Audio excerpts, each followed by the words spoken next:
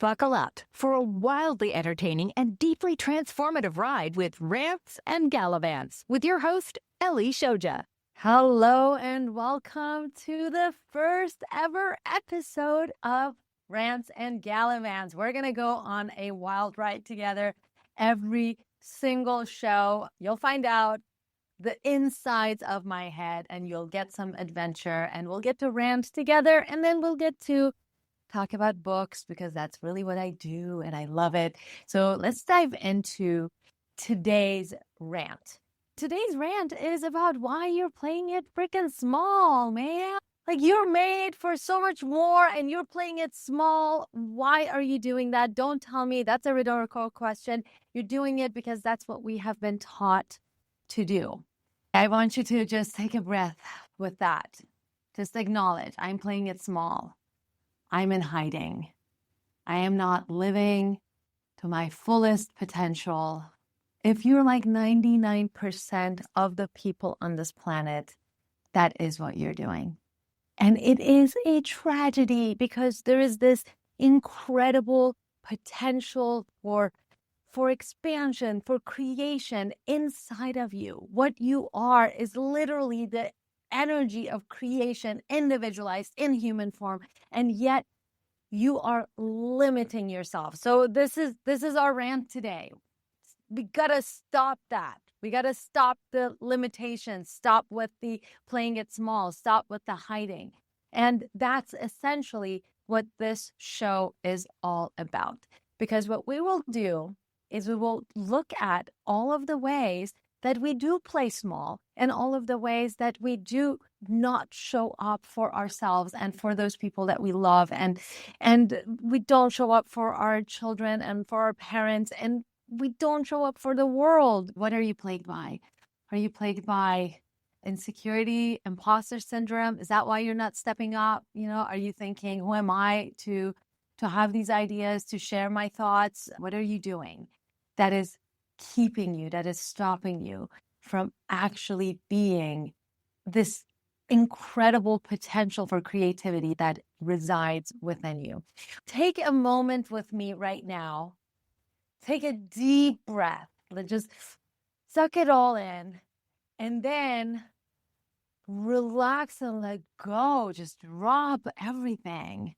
And let's decide that whenever we get together on these calls, when we get together once a week, right? Let's decide that we will use this time to remember the incredible, powerful thing that we are. Make that commitment to yourself right now.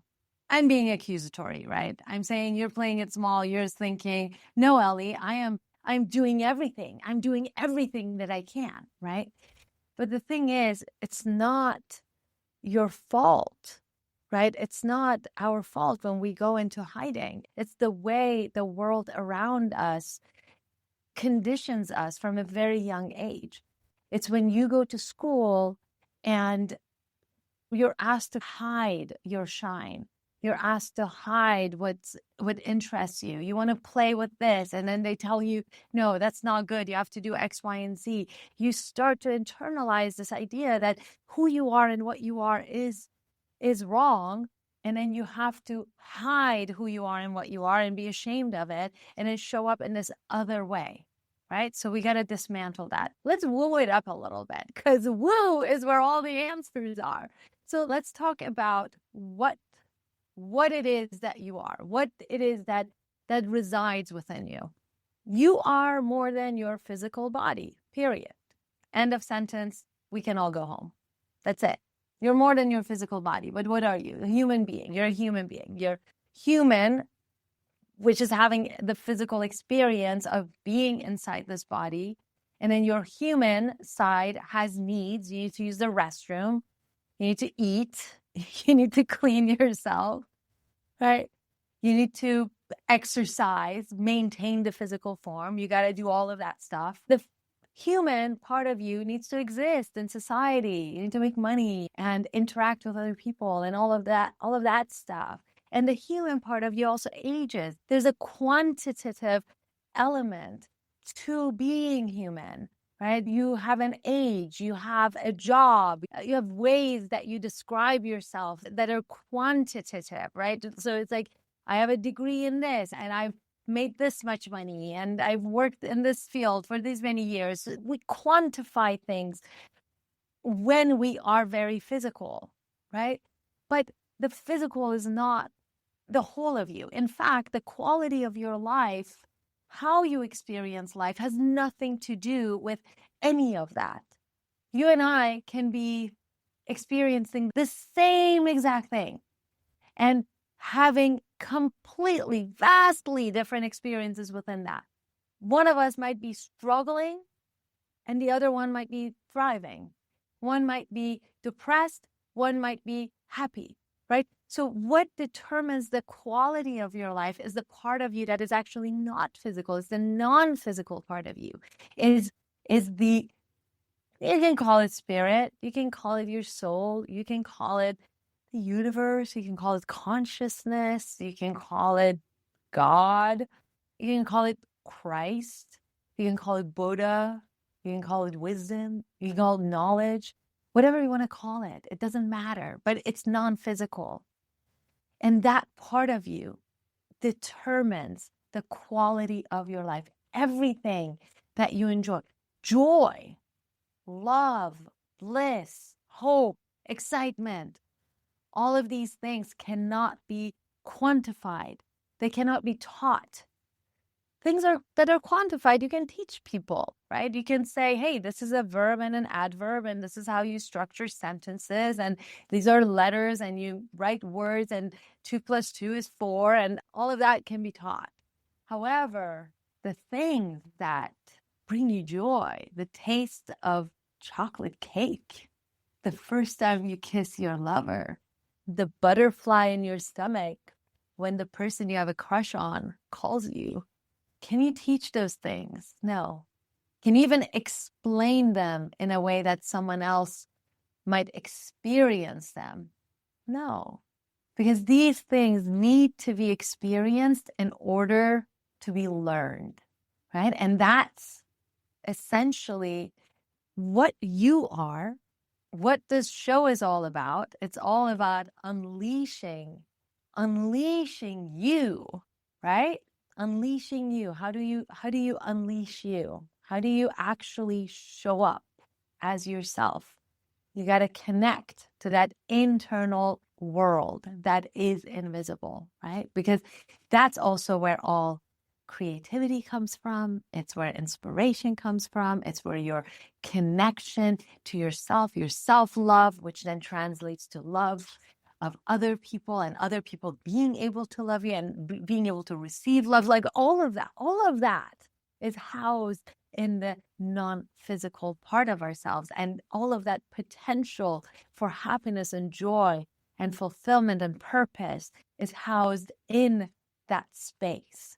And that's the space that I love to explore.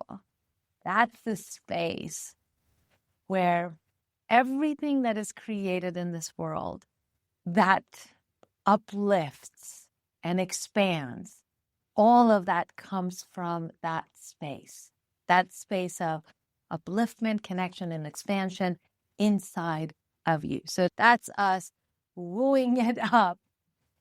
By the way, if you guys have comments, questions, feel free to send them my way and we will talk about them live. The way this show is going to work is that we will talk about some deep stuff.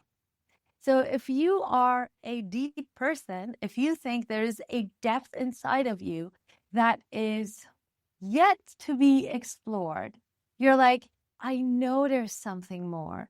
I just don't know how to access it. I just don't know how to connect with it. But I felt it. I know there's something more to this life experience. There has to be something more to this life experience. I know there's something more to me. Maybe you're afraid of that more. That's very common, right? Because a lot of times the areas of ourselves that we have not yet explored scare us. We grow up in such a way where we feel like there's something wrong with us. And if you grew up with messaging that made you question your own wholeness and your own goodness, then you might be afraid to explore this non-physical space. And if that's the case, it's okay. This is a safe place where we get to explore those things. Now, the internal exploration is wonderful. There's also external exploration. The gallivanting that we do in the world expands us just as much as the internal exploration that we do. We are going to talk about travel and gallivant and see how that actually is such a powerful way to connect to ourselves. Gallivanting, essentially, I identify that as exploring the world around you. Now, I gallivanted without consent as I was growing up.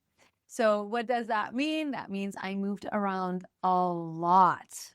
I moved from country to country, city to city, learned a lot of different languages, but also was kind of difficult. I moved 25 times from the age of 9 until 11, end of 11, let's say 12. 9 to 12, 25 times. An insane amount of travel that happened in my life. That was my kind of formative years. As I was growing up, I started realizing how important traveling actually is in allowing us to open up our minds.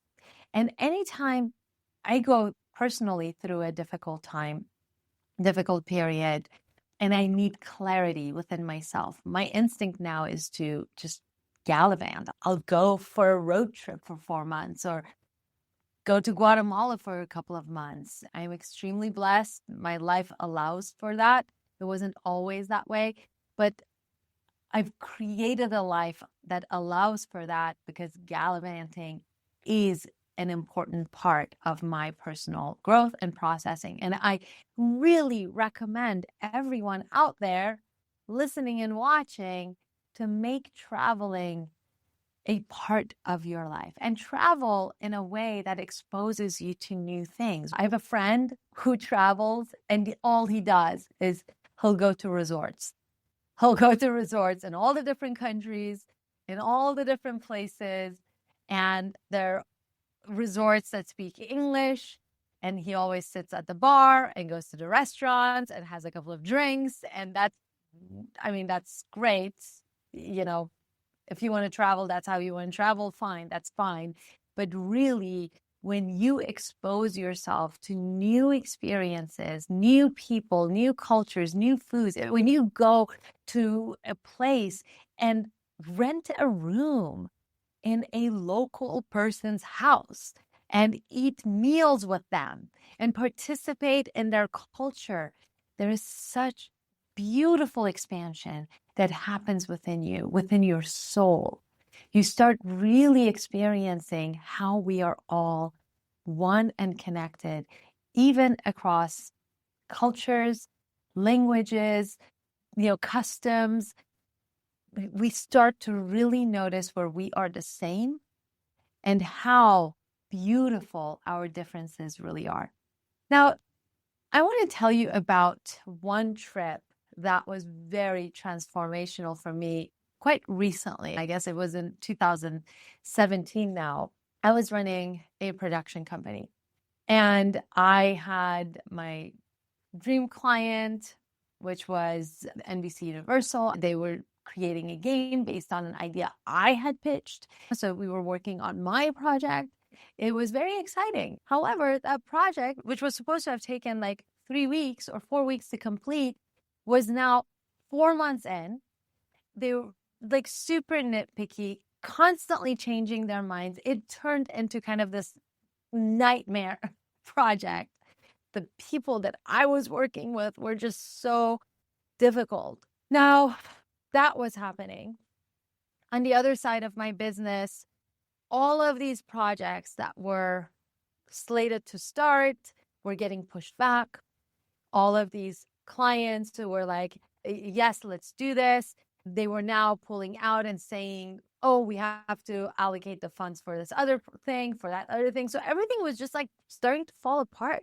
And I didn't understand what was happening because literally 8 months prior, everything was running really, really smoothly. So something had changed. Now, I know because of my spiritual experiences that everything is energetic. So the response that I'm getting from the world is something within me has shifted, and now everything around me is falling apart. It's never the other way around. It's never things are falling apart and now I feel terrible. No, it's like some energy inside of me had shifted. And now, as a result, everything around me was falling apart. It was no longer smooth sailing. And I didn't understand this. I didn't understand why. I didn't understand what it was that had caused this breakdown, right? And I remember one night I couldn't sleep. I really couldn't sleep. And I'm racking my brain. I want to end this project because it's been so stressful and there's been so many just last minute changes that were throwing everybody on the team off. And I just wanted to throw in the towel. And I went into the bathroom and I'm looking at myself in the mirror and I'm like, what's going on? What's going on with you? What is it that you actually want? Because I thought you wanted this production business, right? I thought you wanted this to make commercials and games and this and that, right? But clearly it's not. There's something you're doing internally that is creating conflict inside of you. So what do you actually want? What is it that you actually want, right? And I had this flash of an image, just this flash. And the flash was, I was standing in front of a group of people and I was talking about spirituality. I was sharing spiritual ideas like I am with you right now. And that vision, and by the way, at this time, I had been hosting meditation parties. I recruited a friend of mine because I didn't feel qualified to do this. I recruited a friend of mine and we recorded 80 freestanding meditations together and put them out on Insight Timer. We had done all of this stuff. I'd done all of this stuff in the spiritual space, but I didn't feel like I could be standing there talking about this topic intelligently. I thought there's so many people who have better things to say than me, right? So I had this vision. I'm standing and I'm the one talking and sharing my ideas about spirituality. And that vision threw me on in a tailspin. Like I literally just for the next 3 weeks, I had this internal dialogue that said, well, who are you to talk on these topics? Why would anybody listen to you? Who cares about what you have to say? There are a million people far more qualified, right? I had this inner dialogue going rampant inside my brain. About 3 weeks later, we were at a friend's house. We had like a girls' weekend at a friend's house, and we had a fire ceremony, and we meditated and this and that, like all sorts of wooey stuff. And everyone is asleep. It's 4 a.m. Everybody is asleep in the house. There's like 4 or 5 of us, I think. And I was outside, wrapped in a blanket, staring at this fire, right? And I keep feeding the fire and I'm staring at this fire. And inside of me is this turmoil. We've had this magical evening and I still don't have peace. I still don't have any kind of clarity. I'm still fighting myself and I'm still staring into the fire. And suddenly this voice came into my head and it said, who are you to say no? That vision was not created in my brain by me alone. That vision was co-created by me and that greater expanded part of myself, that non-physical part of me. So who are you to say no to that? And I knew in that moment that I had to get out of my own way. I had to stop playing it small. I had to get out of my own way. And maybe the story you're hearing right now is resonating with you. And maybe in this moment, you're receiving the message. Get out of your own way. Stop playing it small. So in that moment, I knew I had to step aside. And I made a pact. I said, okay, I will step out of my own way and I will give to this fire all of my doubt, all my fear, and all of my personal desires even. So let me just backtrack for a moment and talk about your personal desires. When I say I'm going to give up my personal desire, what I mean is I'm giving it up. I'm giving up the attachment to it. Because everything that you have already created with your powerful desire is already coming to you. It is your attachment to it that creates the resistance and actually does not let it come to you. So when you release the resistance and you say, you know what? You know that what I've placed my order, it's like a waiter comes and gets your order and goes back into the kitchen, then you don't worry about it. You don't sit there stressing, oh, is he going to come back with the correct dish? Is he going to give me something else? Is he going to give me something I don't want? No, you give up the attachment. You give it up, right? You place your order and you let it go. And that's where the power lies. So I said, I'm going to give all of that to this fire. And then I'm going to go where I need to go. I'm going to do what I need to do. And I'm going to say what I need to say. And I will know, by the way, the universe, God, the non-physical, it guides me. I'm just going to listen.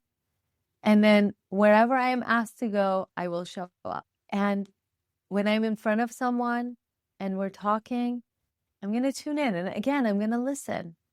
I'm going to listen to that voice that's inside. And I'm going to trust that the right words are going to come out. Now, long story short, after that night, literally less than 48 hours later, I was fired from that dream job that had turned into a nightmare.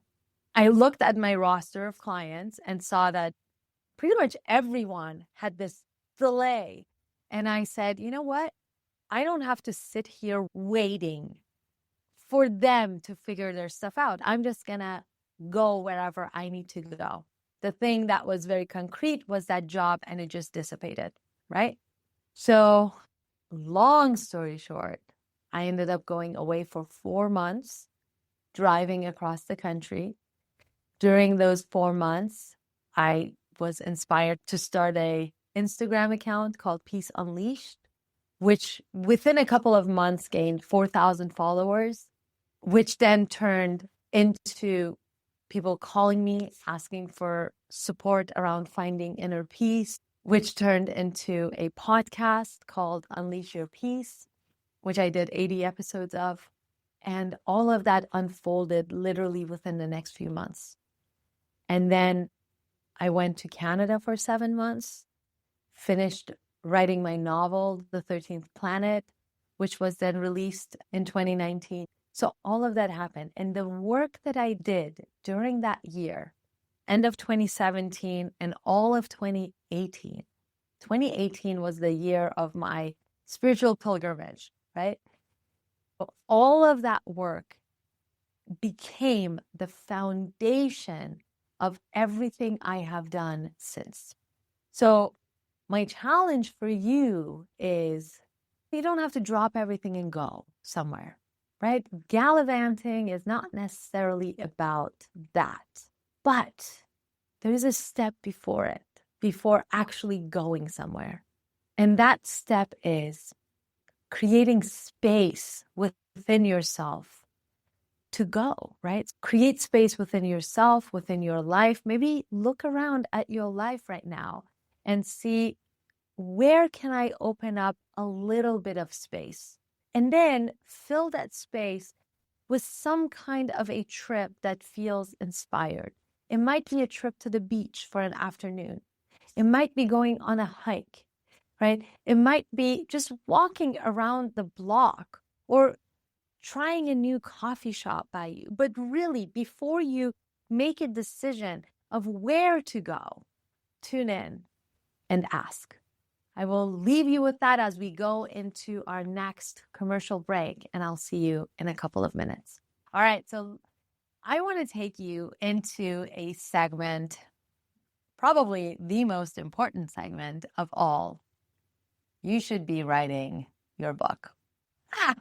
Yes, you should absolutely be writing your book. In fact, right now, I have a challenge for you. And my challenge is this: write a book that heals the world.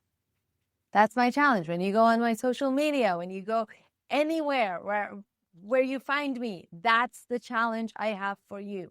Why? Why a book? Well, the easy answer, the low-hanging fruit answer, is that ideas shape the world. Like every single thing that you can think of that is physical or non-physical, like this pen, the notebook, my water bottle, this computer through which we're speaking, every single thing that you can think of was once an idea. And that idea was born inside a person's brain, inside their mind, right? First, it was maybe just observations, and then it coalesced, and all of a sudden it turned into an idea. Oh, that I can do that. And then what did they do? They take that idea and then they share it with one other person, right? That is a transfer.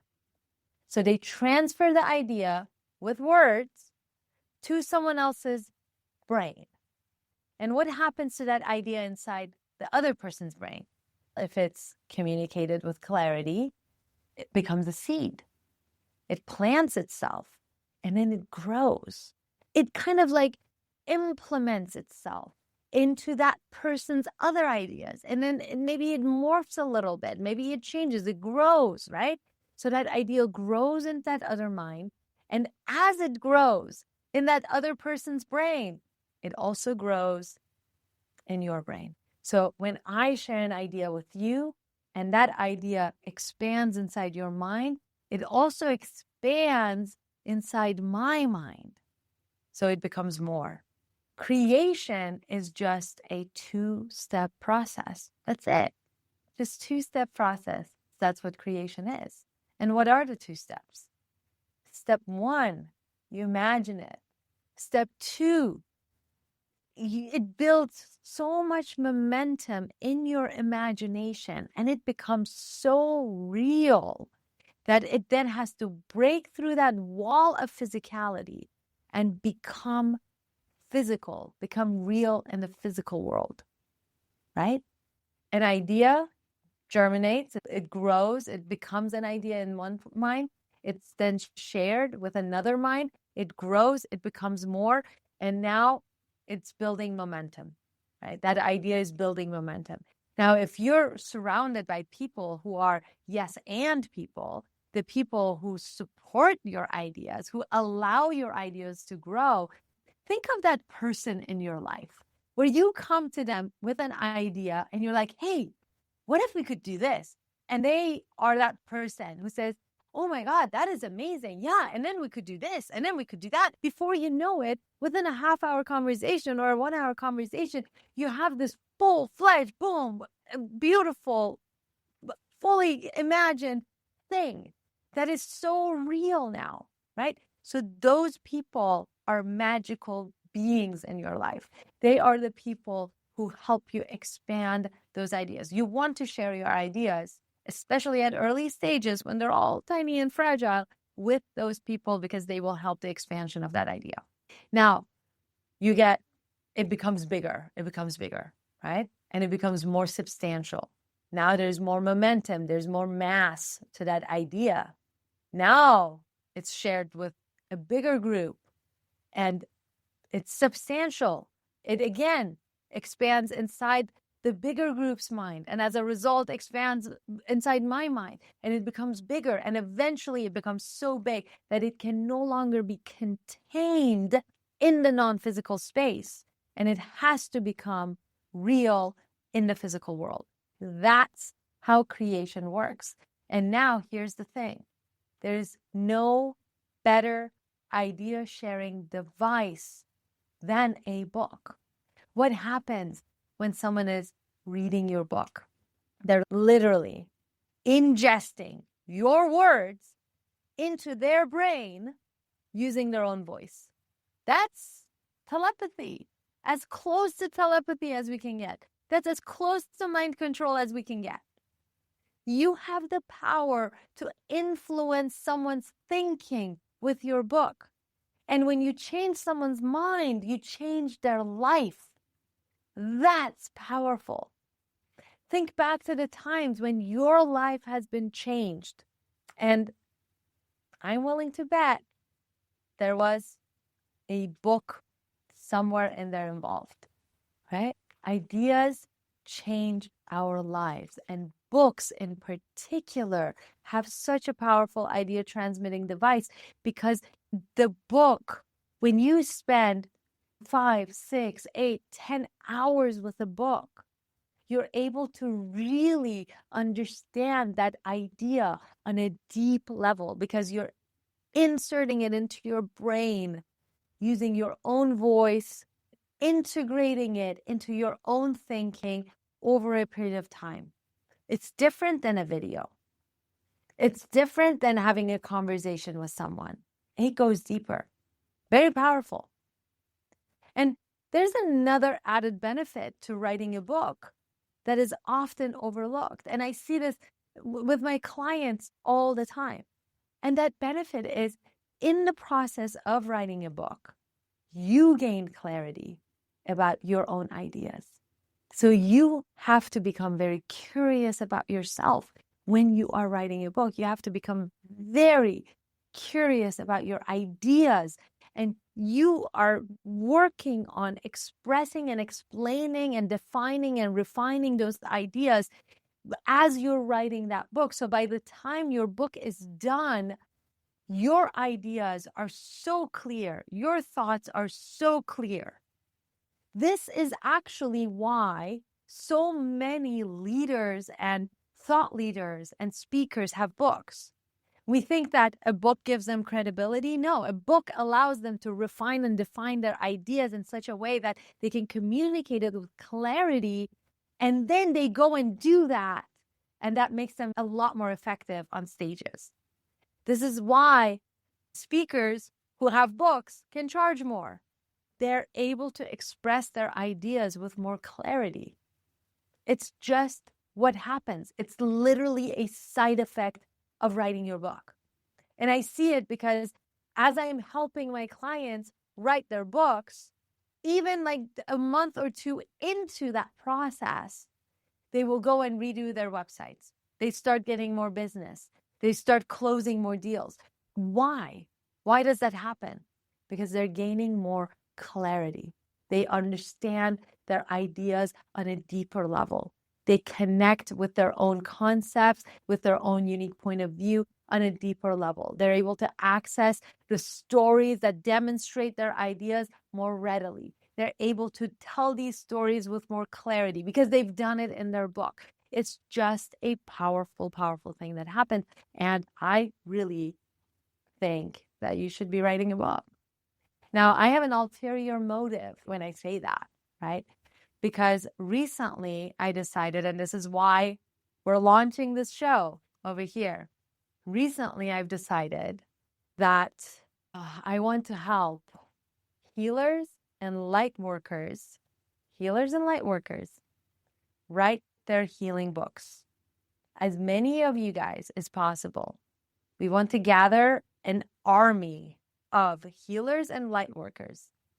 And if that's you, you really should be writing your book, because here's what's going to happen, right? This is the vision. And I want you to receive this vision. And if it's in alignment with what you're creating, please join. healers and light workers, your voice, your wisdom, your teachings need to exist in book form. To counter darkness, we need to show people how they can turn on the light within themselves. Because when darkness is present, when fear is present, then we are susceptible to fear-based programming. And there's a lot of fear-based programming in the world happening right now. And it is limiting us as a society. The solution, however, is not battle, because fighting, war, and peace are mutually exclusive. You will never get from war to peace. Impossible. The same way that you will never get from darkness to light. Impossible. What do you do when a room is dark? You turn on the light. You don't endlessly talk about the dark, because the dark becomes irrelevant when the lights are turned on. The dark stops to exist when the lights are turned on. So, conflict, war will stop to exist when peace is turned on in our own hearts, right? So our job as healers, light workers, is to give people the tools to turn on the light within themselves so they don't stumble around in the dark. That's our job. And my vision is that we will flood the world with healing books. And the good news is that those people who are creating all the darkness and the conflict, they're not even going to pay any attention to us. They're not, because they don't believe in this stuff at all. So we can do all of this stuff as openly as possible, write our healing books as openly as possible. They're not going to read any of our books anyways. They're going to look at us and just dismiss us until we reach a critical mass with our books that shifts the vibration and the consciousness of the planet in such a way that conflict becomes no longer an option. It becomes irrelevant, the way that darkness becomes irrelevant when you turn on the light. This is my covert operation. And if you are in, I would love for you to be a part of it. Just go to myauthoracademy.com. And this is very new, you guys. Everything that I know about writing, publishing, marketing, and leveraging your book, everything that I've collected over the last 20 years of being in this industry, I am sharing for the purpose of flooding the world with healing books. That's our mission here on this show and in the Academy. I love you guys so much. Send me your questions and comments. You can connect with me at Brave Ellie or at My Authors Academy. And you can join me on this mission at myauthoracademy.com. I will see you there, or I will see you next time on this show. This has been Rants and Galavants with your host, Ellie Shoja. Each episode is a roller coaster of inspiration, starting with a fiery rant on life's biggest questions, followed by a deep dive into the woo-woo realm, an exciting travel story, and an empowering nudge to claim your own narrative and write your own book. Wednesdays, 6 p.m. Eastern on the Bold Brave TV network, powered by B2 Studios.